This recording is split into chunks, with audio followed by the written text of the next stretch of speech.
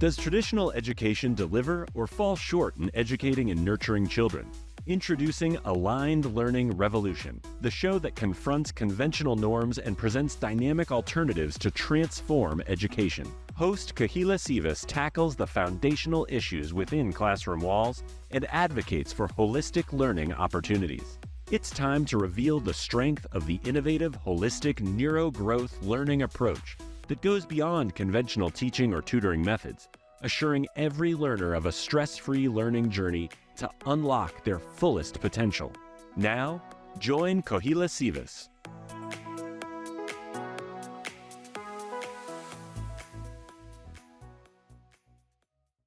Hello and welcome to another episode.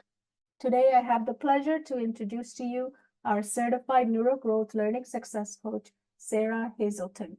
Sara has 15 years experience as a professional teacher, and she brings a wealth of knowledge and expertise to the table. Sara has a mission. Her mission is to empower children with confidence and motivation to become independent, lifelong learners. Her approach goes beyond conventional teaching.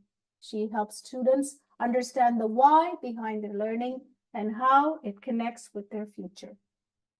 So let's welcome Sara Hazelton. So Sara, welcome to our podcast. Thank you for being here today. Hi, thanks so much for having me. Awesome. Tell me a little bit about yourself. I know you were a teacher and you left teaching. So tell me about that journey a little bit. Yeah, sure. I've really been involved with teaching for my whole life. My mom was a teacher, so I've always enjoyed school and spending time in her classroom growing up. And I have an early childhood education degree and license. That's preschool through grade 3. And then I added the K-12 intervention specialist licensure area. So my main significant experience would be as an intervention specialist in a public school. I served K-6 in that range. So that's where I'm coming from here. And that experience really gave me, I understood the value of an individualized approach for every student, because I was actually really blessed to be able to work one-on-one with kids or in a small group. And we always, started with a plan, right? Sit down and work with parents. We had a team.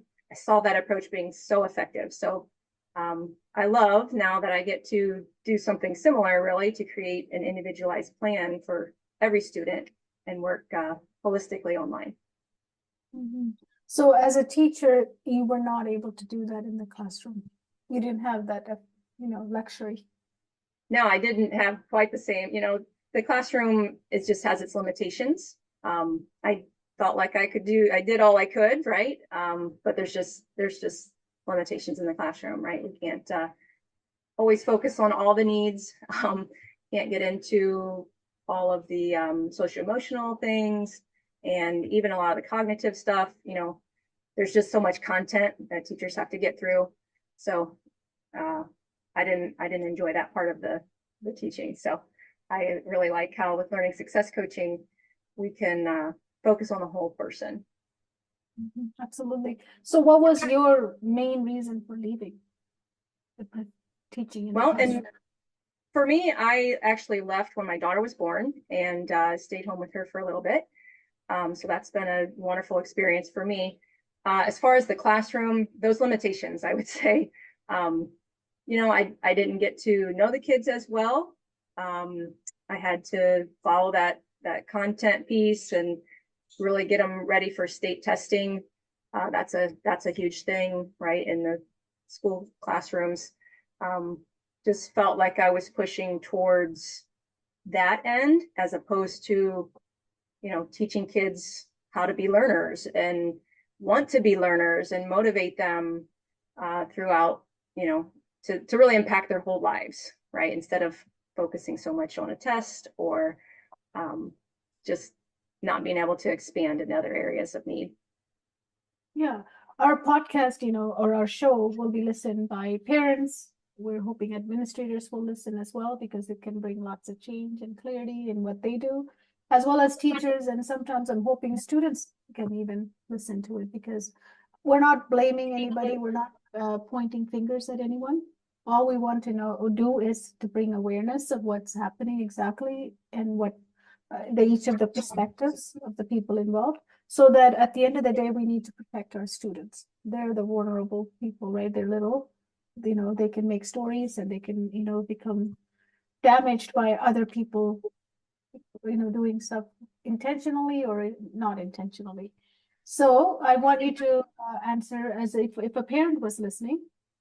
Sometimes there's a lot of misunderstanding between the teacher and the parent, right? Because in the school system, you were there, you were part of that system. How can we help parents understand what really goes on in the school system? Well, I would say the open communication is the start of that, right? Teachers and parents being able to talk with each other about the things they truly see. And then, I don't know, perhaps getting parents involved into the classroom to see what's going on in firsthand, to actually see what's going on. That would be beneficial.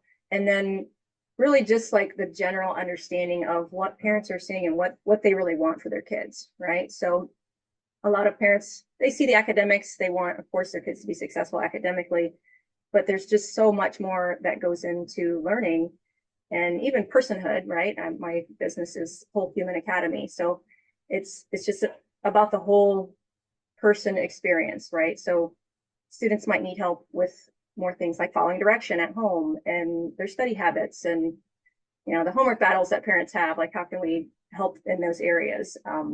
But in general, if you have a student that's struggling, it's a lot more than content, right? Let's face it, it's a lot more than content. It's the attitudes that come along with it. It's struggling with emotional regulation, just knowing how to learn, because we're not really taught that. So I think if parents are proactive and, feel welcome into the school and talking with teachers, they can make a difference to talk with them about these different areas. And administrators, of course, because they are kind of the backbones of change, right? So I guess that's my general thought on that. Yeah, because a lot of the time I hear teachers talking about how parents directly go to the admins and then now the teacher becomes like part of the problem, versus teachers should be part of the solution to that problem, right? They shouldn't be blamed or put into a position. Like, I'm not saying parents do that intentionally, but I think, as you said, that communication, when it breaks, it becomes this, who do I go to that can solve this better and quicker? But then we go to the admin, but then the teacher's left in a dark place. I agree. I think it's like a us versus them rather than the whole team approach. And that even just feeling like you're part of a team makes so much more of a difference, right? Yeah. Just to all get together and sit down and, what can we do to help this struggling student? Because at the end of the day, if you make the teacher the enemy, they're against you, it's really not going to work out at the end of the day, because you got to then change your child from the classroom, because no matter what, your child has to go to that classroom next day. Mm-hmm. I mean, I'm not saying all teachers are same, they're equal. There are some teachers who may not be doing what they're supposed to be and there's a problem going on. That's fine. But what I'm saying is that including them and, proactively, as you said, having that communication with them and included, then you have them part of that conversation, right? Like, we need to think about our kids. I think if I have a problem with one of my son's teacher, I want that teacher to be there so she can hear me as a parent, what I'm saying. I'm not talking behind her or him. And the admin can represent each party clearly, not talk behind them, right? I think that's what's happening in the school system. Then teachers feel like they're left out and they're thrown under the bus.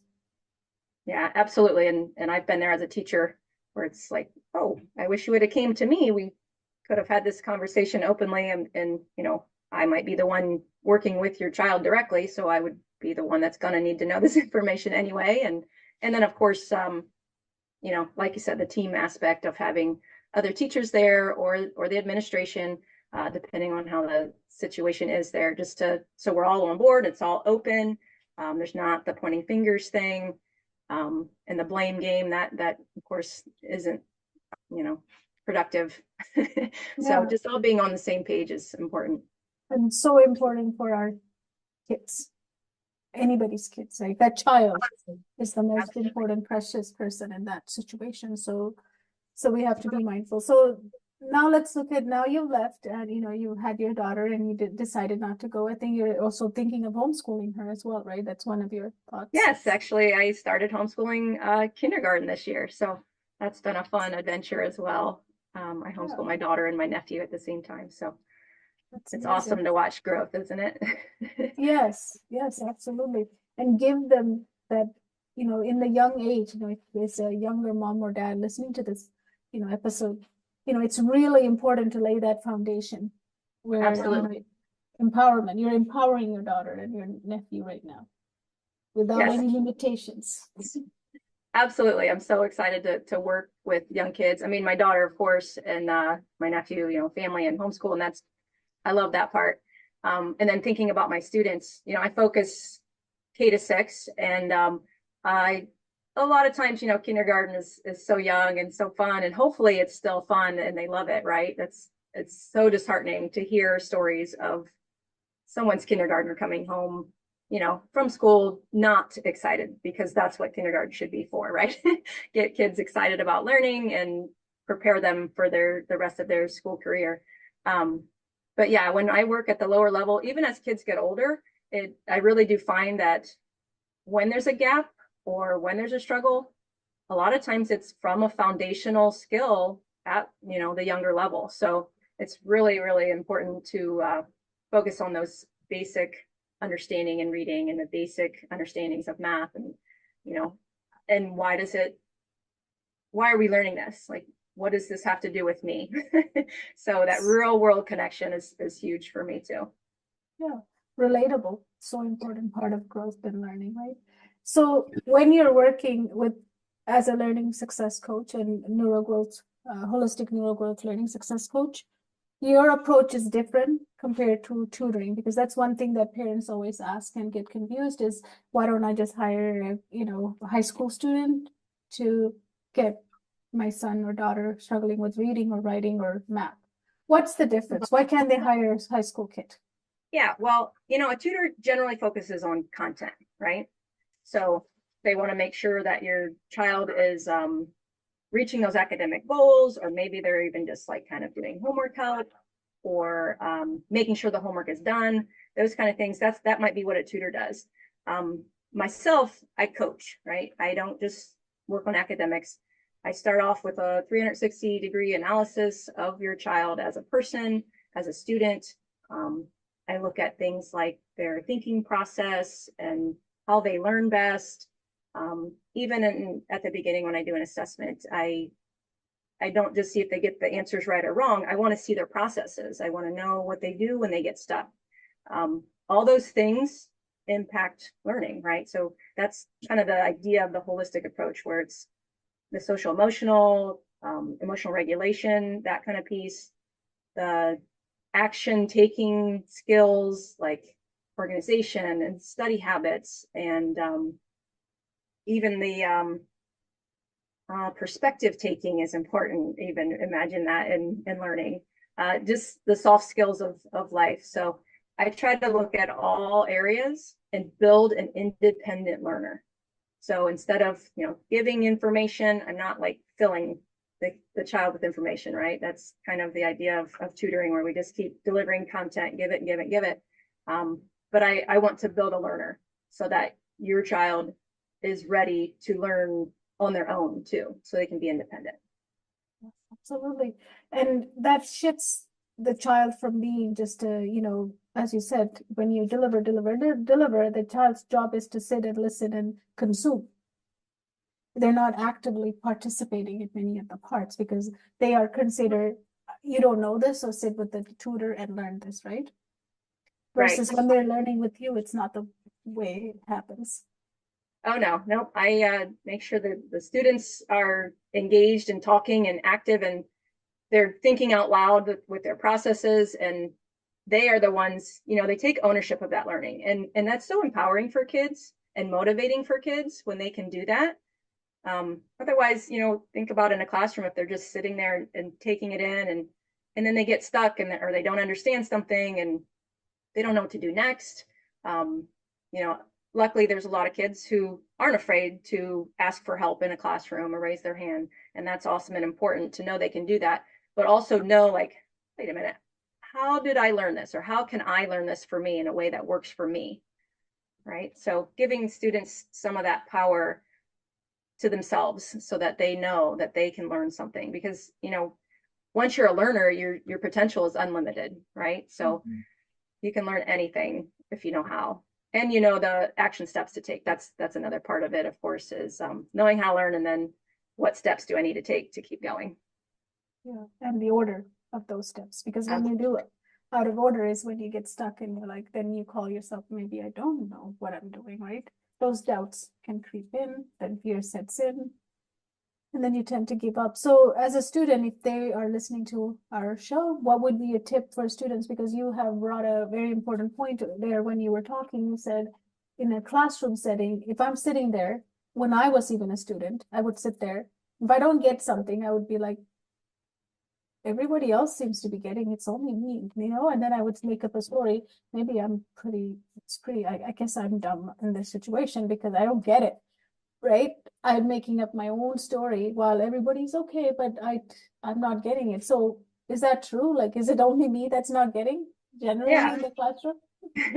Of course not. That's what I tell kids all the time, right? Like, you are most definitely not the only one that's not figuring it out, right? Or doesn't get it the first time, or doesn't just understand the way that it was taught to you, right? Because there's lots of different ways to teach, and teachers have to kind of, you know, they teach there's a lot of great teachers out there trying different ways and different methods, but it might not work exactly for you, or that day it didn't work for you, or maybe you didn't get a lot of sleep the night before and you know, that just didn't work for you that day.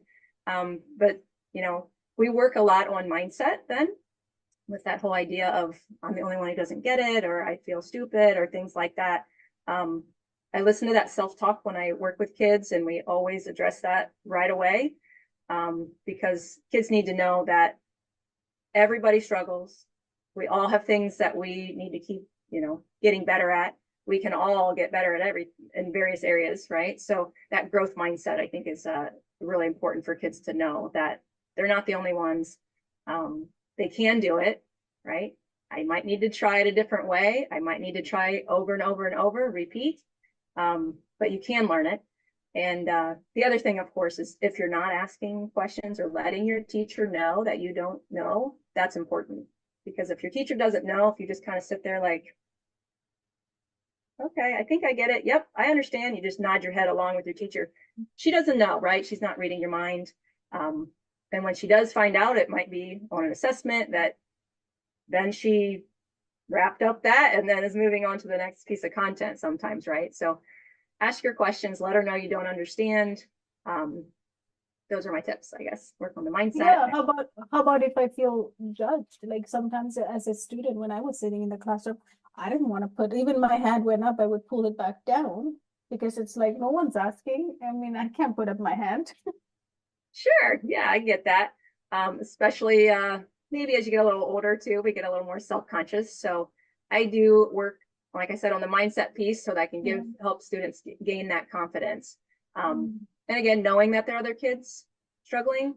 I've seen strategies where some classrooms allow you to even ask a peer, right? Like maybe you talk to the peer before you can talk to the teacher. That's a strategy. And then, of course, approaching your teacher at a different time. If you're too, you know, anxious or nervous to do it right in the moment with the other kids looking at you or whatever, usually there's some kind of downtime, whether that's recess or right before lunch or at a restroom break, things like that, that you can, you know, quietly go over to your teacher and just be like, I didn't really get that, you know, like explain what it is. And usually they can, teachers are more than willing usually to try to give you any help they can. And as parents, it's really important for us to discuss that with our kids, is that everybody learns differently. The teacher is applying one method to all of the 26 or 30 kids. And if you have a question, I can guarantee you, as a person who avoided those questions all my life in my classroom, I can tell you there's probably half of the class also have the same questions or the misunderstanding or the confusion, you're also healing. So if you're brave enough to put up your hand as a student in the classroom, those other half of the class is going to go like, wow, I had the same question too. She was so brave to ask. Yeah, they'll think I you're was brave, and they'll be thankful, right? They'll be thankful that somebody asked the question, because most definitely you're right. It's not usually just one student who doesn't get it, right? As a teacher, we know they start popping up. All those hands come popping up once somebody's brave enough to ask. How do you think parents can handle their child if they have negative self-talk? What tips can you give them? A tip. For negative self-talk, I guess the biggest thing I think is to be aware, knowing that, that self-talk, being aware of it means, that it can affect so many different areas of a child's life, right? If they're having negative self-talk about, you hear it during homework time, let's say, that can also affect other areas of their life, with relationships and things like that. So being aware of it, of course, I say talk about it directly, openly, right?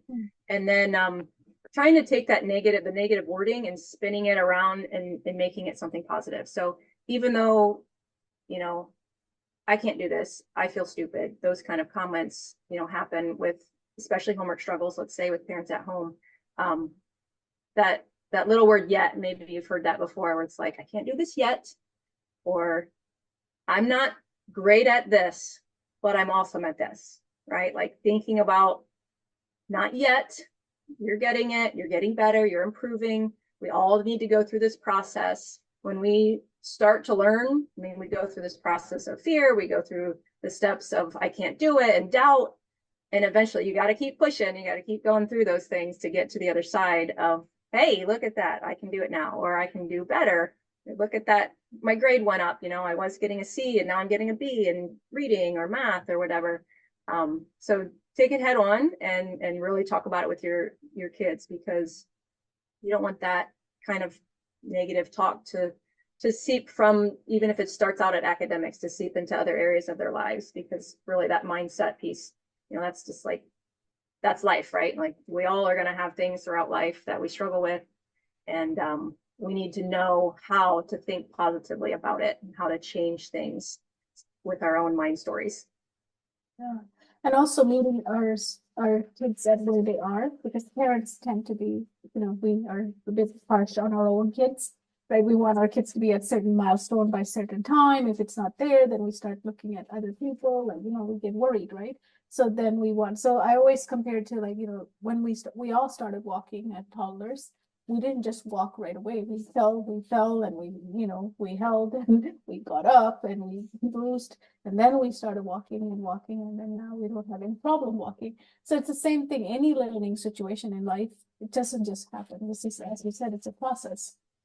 So right, that's a great analogy, the walking thing, right? Because we all can really visualize that and remember our kids and all the things that they tried. Might fail at first, right? They fail the first time, fail forward. Bicycle riding. How many? I even have permanent bruises learning how to ride. So you don't give up just because both of my arms have serious bruises because I went into some ditch. But those are all lessons. Like, did I give up? No, I got up again, and a few days later, when the thing was better, I went back, and I'm like, I need to learn this. I like this.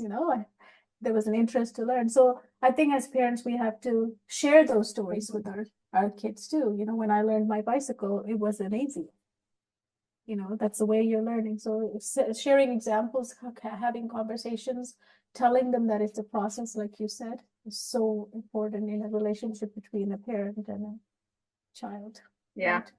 I know. Even my 5-year-old in kindergarten, when she wants to, I can't do it. How a 5-year-old can be with the first time. She thinks she's going to get it the first time. Like, it's okay. We're just going to keep going. We're going to keep trying. Let's try it this way, or let's try it this way, or let's have a snack first, take a break. That's an important thing, I think, too. Parents need to remember when kids come home from school, they've just spent, all that time all day. It's like, it would be like going to work and then coming home and expecting to do more work immediately, right? That would be what homework would be like. So make sure you give your kids a break. They need to move their bodies and expand their brains in different ways. Usually snack, I know, is a big thing, right? So definitely give a little break. Yeah, before getting for going on sure, it. for sure. So tell me a little bit about how you work, as a whole academy, right? Whole student academy, whole child, Yep, right? the whole human academy. There's Yes, my whole human academy. Got it. So what is the difference? Like, what are you using that makes it so powerful and transformative for the students you work with? Yeah, so I like to think of the iceberg analogy, right? So you see the tip of an iceberg, and that might be what a parent sees academically, right? They're struggling in reading or they're struggling in math. Underneath an iceberg is like 90% of an iceberg is under the water, right? So I kind of feel like that's what I do is I dive down there into the deep and I dive into their personhood, like, their personality and learning styles and what motivates them, their goals, and then I do like outside of school stuff. We talk about all that, their relationships and their sleep habits, family and friends, all of that. And as I'm kind of going through this process, when I get to know a student, I'm trained to really listen to that self-talk and thinking patterns and self-worth. Like I said, I look at the process of learning, and when they're working through things for me, I see what their process is and what they do when they're struggling or what they do even when they're finding success.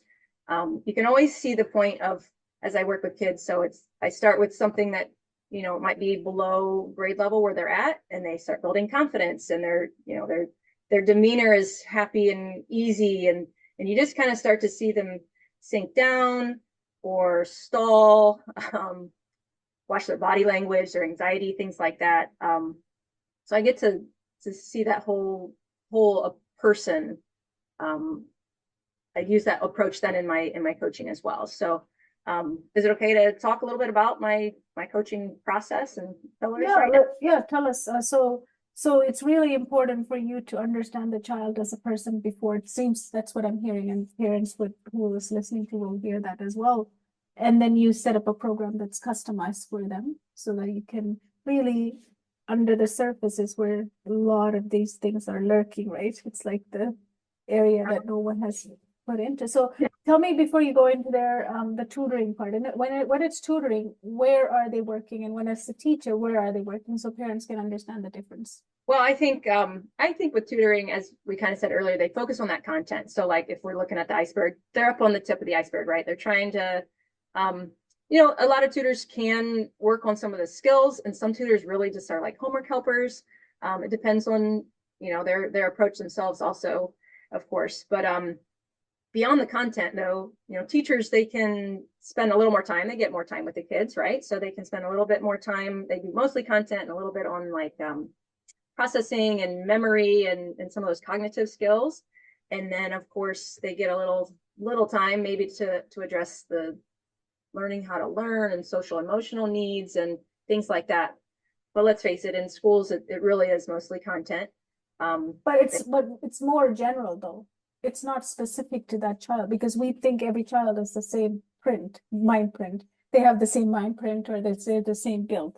They're not. They're unique. Absolutely. I agree. That's why when we think about teachers and giving the content, it is kind of that delivering content type of thing that we talk about. And generalized. Yeah, it's just generalized. This is what needs to be taught, so give it to the kids, right? Fill their brains with knowledge is kind of like kind of a general idea of how I see with teaching and teaching the content, focusing just on content.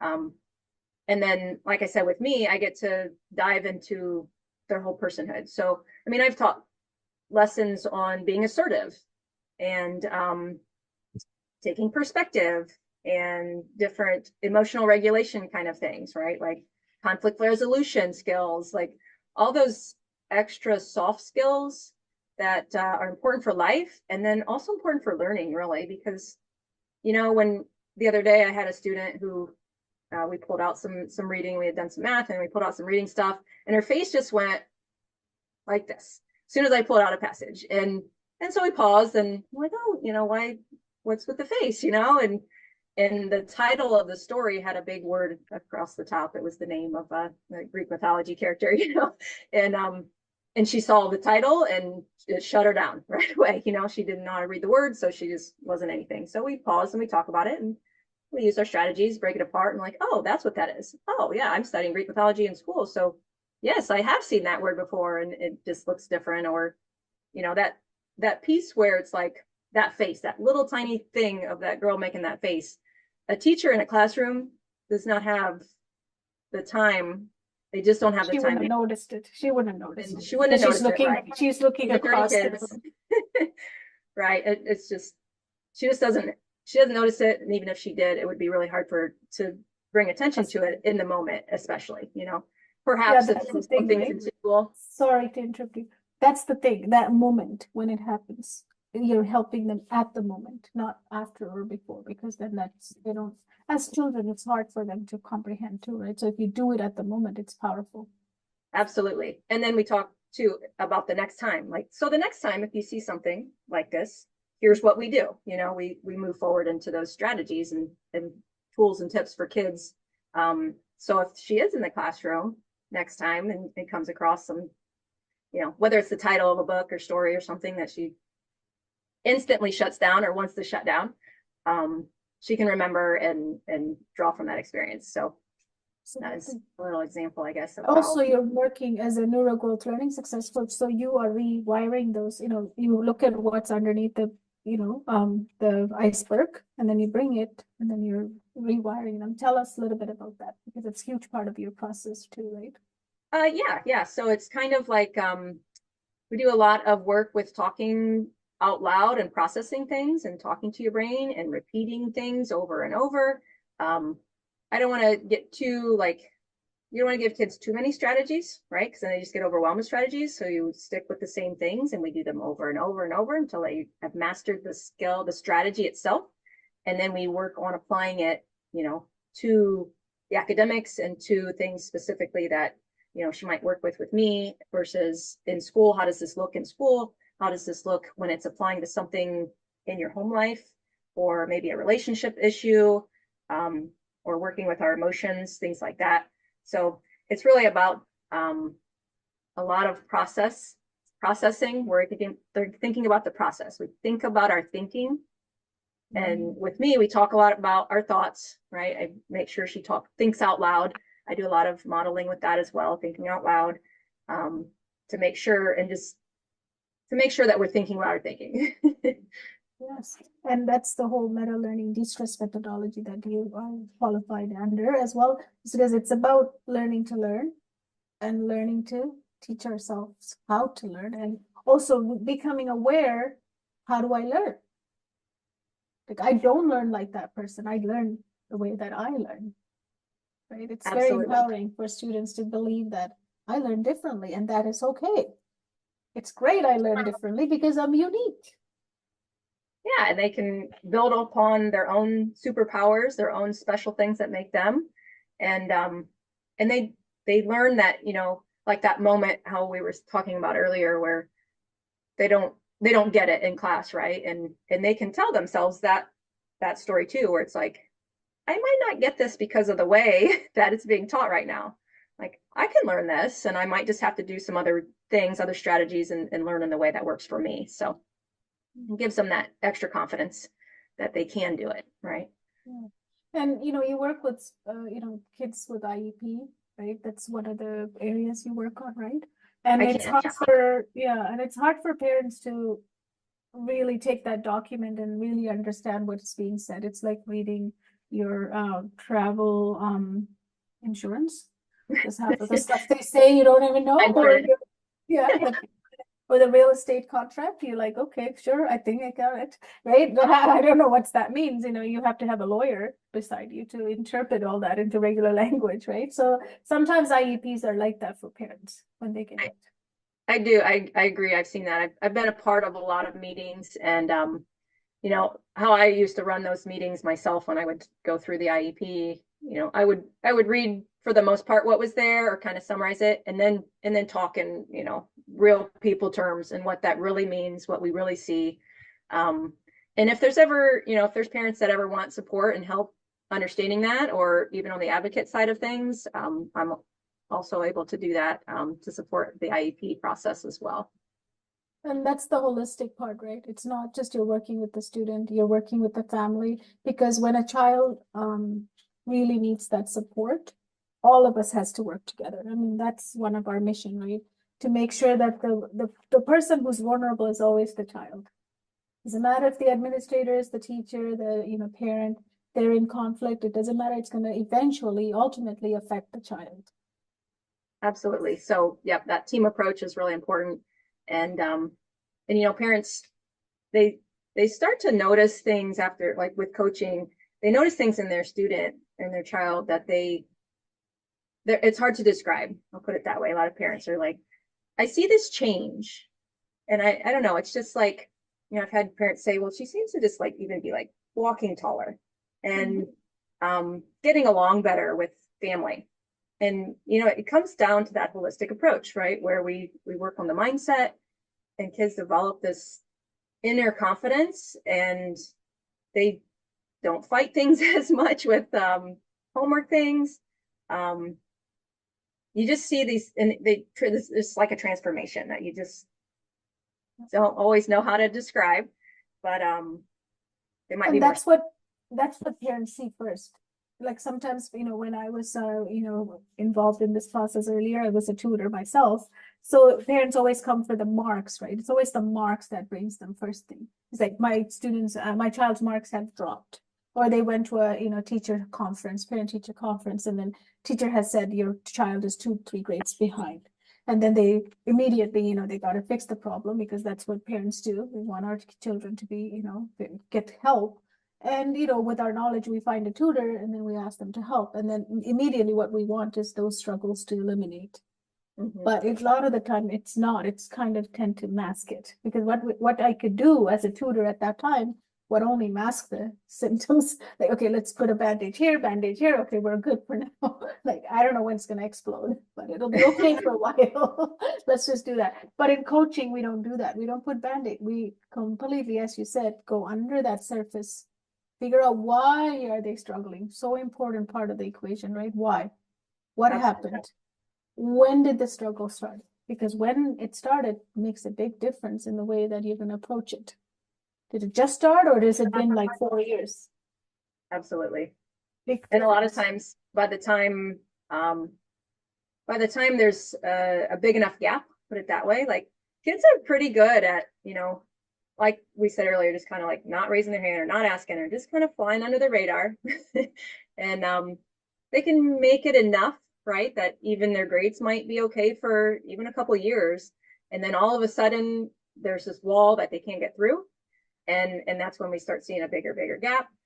But then when I go to, kind of do an assessment to see where it started, to do this holistic approach that I do, like it's very often several years, before the problem, before you see the problem. A lot of times it does happen way before then.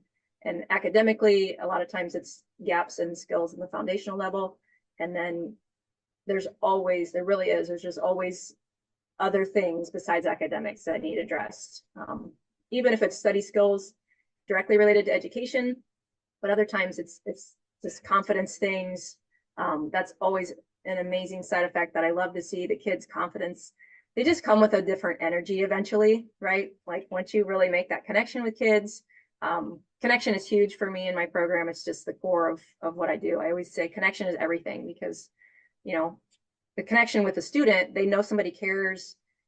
They show up for you. The kids will rise, right? They will meet the expectations. They want to, keep that connection with you. They want to feel cared for and loved and all those things. And those kind of things affect learning, right? So anyway, went a little bit off there.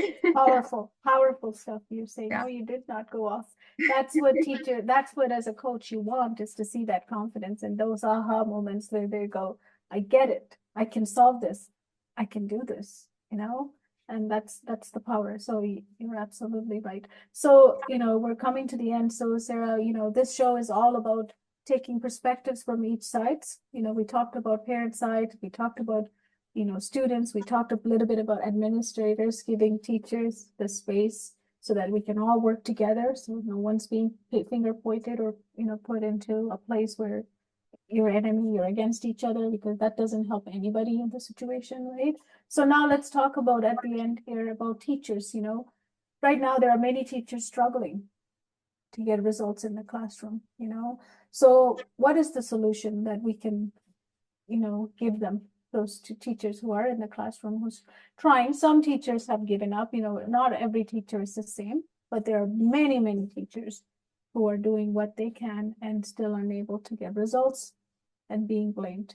So what's your thoughts Sure. on that? Yeah, for teachers, to be honest, they if we could make that magic wand and give them more time or less content, that would be great. But that's not really what we're talking about, right? So honestly, I really think a coach for kids is a great solution.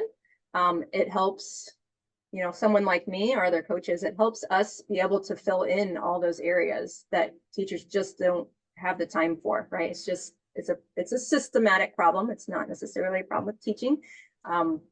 I know a lot of fantastic teachers and they go above and beyond and do all they can, but there's still limits, right? So when you're working with that many kids, it's just hard. So as a coach, I can help fill in the gap there and reach all these other areas that we're talking about, right? Get below the iceberg, work on the confidence, the mindset, emotional regulation, things like that, that all are going to also impact the learning. So. And that transfers into the classroom, which can help the teacher when they are addressing 30, 26, 25 kids at the same time. Absolutely. Yeah. Absolutely. I mean, imagine that if every teacher had, or if every student had a coach by their side, boy, then they would come ready, right? They would know how to learn. They wouldn't be an open vessel just to pour into still, because we're all different and we all learn differently, but boy. But they will be curious. They will be a curious and a Have creative learner. They will ask questions. They will be critical about things. Now you can actually have a class where they can actually openly ask questions, because they can say, that doesn't make sense. How does that make sense, right? That's real learning. Now you have an active learner in your class. Imagine the engagement, right? Yeah, imagine the engagement in a classroom. If you had 25 kids and they all had their own coach and they all were working holistically and they were ready to go, boy, that would be awesome in a classroom, right? Yes, absolutely. How has your this whole process of becoming a learning success coach, how has that changed for you in your life and your vision for future? Well, I love the holistic approach, obviously, and I see with me homeschooling my daughter, and even we are involved in some co-ops and stuff, and I love being able to share this kind of information, and I guess I just push it to everybody that I can, and I talk about it with everybody I can, because it's so important to meet kids with all their emotions and the mental wellness. There's a lot of people struggling, and to be able to have strategies and tools to change your mindset when you need to be in control of your thinking. I mean, that's a life skill, right? That's like the most important thing. One of the most important things in life, I guess, is to be able to control your mind and turn things around that are negative, because we all are going to go through negative, hard times. And I just really want to keep that impact going, which is why I'm part of this mission with the Learning Success Coaches. I want to continue to make true transformations for kids, and things that will, of course, impact and improve academics and education, but also for their lives, really. Like, I just think it's so important to realize and acknowledge and then work to improve the mindset part of education. It's huge. Yeah, we need a shift. We need a shift do. for sure. And that's what this podcast is all about, and the show is all about, is to bring awareness and take perspective holistically with all the people involved. But we cannot forget, at the end of the day, those little people that we have in the middle, our students or your child is precious. Anything you do as a team or not as a team will affect them. They're the one that's going to be affected, not us. I mean, we get affected too, but they're the most important person in that equation always. So we have to protect them because we're the adults. So Absolutely. And you know, that saying of it takes a village, like, let's really do it. Like, this is an opportunity to really expand the village, right? And really help your kids in a holistic way. and it's powerful time in history because with social media, with all the stuff that happens, students have lots of new, or children have lots of new things that they have to deal with that you and I probably didn't deal with, right? Absolutely. So they are going through a lot, and it's a hard time for many of them, and a lot of them, they don't have the right support, and the adults who are in their life are not supporting them as a team. It eventually takes them into the wrong paths, and that is something we don't want to cause or create intentionally or unintentionally. So thank you so much, Sara, for being here today and giving us so many excellent tips and how you work. And you have any other final thoughts? I don't. I just wanted to say thank you so much for having me. And I hope to hear from more parents who need some support for their kids. So Awesome. thanks I so will much. have in the show notes, we will have all your information. If any parent wants to reach out to you, they'll have all the access to reach out and see what you have to offer. So thank you so much for being here today. Thank you so much. So there you have it. Another interview, another episode with one of our holistic NeuroGrowth learning success coaches, Sara Hazelton.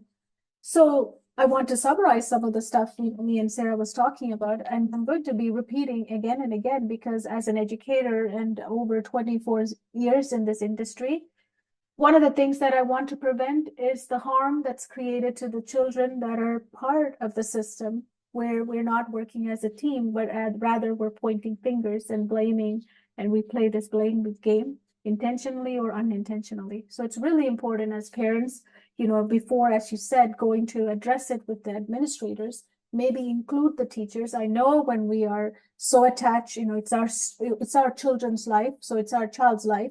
So it really makes us angry when a teacher doesn't do the right thing. I'm not saying that everybody does the right thing, but as parents, we want to protect our child because at the end of the day, after you talk to the administrator, your child still have to return to that classroom. So it's like, you got mad at somebody, they're getting disciplined by the admin. Now your child is part of that equation. They're in that classroom. So my point is that we have to protect your child. So we don't want to create this negative cycle. Rather, you involve everybody and be, forefront about what's going on in the classroom and why you're having this issue. Now you can all have a conversation and come to a conclusion. So that was one thing that I'm going to keep repeating again and again, because I hate to see children caught in the middle of any kind of disagreements or misunderstanding or miscommunication. It's so really, really important as parents. And I'm a parent myself. And this is the approach I would take, is to have a meeting as a group, not one-on-one behind each other's.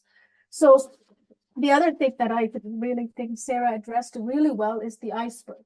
So it's really important for us as parents to understand that when you're hiring a tutor, you're really only getting them to work on the tip of the iceberg. So we work on what is exposing. So a lot of the time it's the marks. It's a lot of the time, let's get ready for the next test, because I was a tutor myself. So I know that's what I was able to do, because the expectation is that they need to go and write a test or an exam. So they need that mark, they need that quick fix. So it happens at the tip of the iceberg. When you're working with the NeuroGrowth Learning Success Coach, what they do is, as she said, they do a 360 analysis of your child, not only academic, but socially, emotionally, their alignment to learn, and their mindset and their mind stories, because mindset is a result. So we have to study the mind stories they have, and we need to shift them through coaching and realign them and get them into alignment to learn. That's when the magic happens. And that's what we were talking earlier with Sara when she said that confidence when they walk. You can't bring that without having to go under and having a deep dive into the things that are lurking below the iceberg, below the surface. You have to see, and 90% of the issues that students face, our children face, are below the surface. And if we fail to look at them, what happens is they're going to become dependent on the tutor who's serving at the tip of the iceberg. So as parents, we want to make sure we are aware of this, and so that you can make decision when your child is struggling, what's the best option for them and best option for you. And she was offering some tips for parents. So, in terms of IEP, as I said, I was joking earlier, like it's like reading the real estate contract or the travel insurance documents. A lot of the times there's a lot of stuff that are fine prints that we don't understand, and the language they use, it's hard to understand and implement at home. As parents, it's really important to have someone who can understand that, interpret that, and help you to implement what is being said at home as similar to what's happening in the school system, so that you have a continuity of what's happening in both of the environments, so that your child is not getting confused between the two environments. It is very big environment for them. The home environment and the school environment need to be in alignment, and everyone involved has to be working together. So I hope that these tips that I bring to you and these perspectives that I'm taking from the perspective of teachers, perspective of the administrators, perspective of parents, we all want to do one thing, right? That is to help your child. Your child is precious. We want to make sure that they are not hurt and they're heard. They're not hurt and they're heard, and they're seen and they're valued for who they are.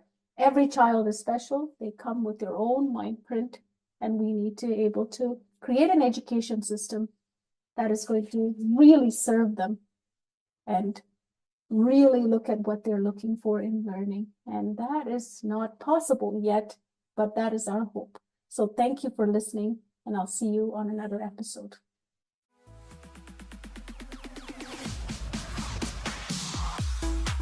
Thank you for tuning in to today's episode. Our purpose for this episode was to spark a reevaluation of the current education system. For more episodes offering practical and comprehensive strategies to enhance learning, please visit www.learningsuccessacademy.com. It is crucial to ensure that children have access to the holistic NeuroGrowth learning approach, enabling them to break free from the constraints of an outdated educational framework. This is your opportunity to gain insight and break away from a flawed system, setting your children on a path to lifelong success that truly nurtures their thirst for knowledge. That's all for now. We look forward to having you join us for the next episode.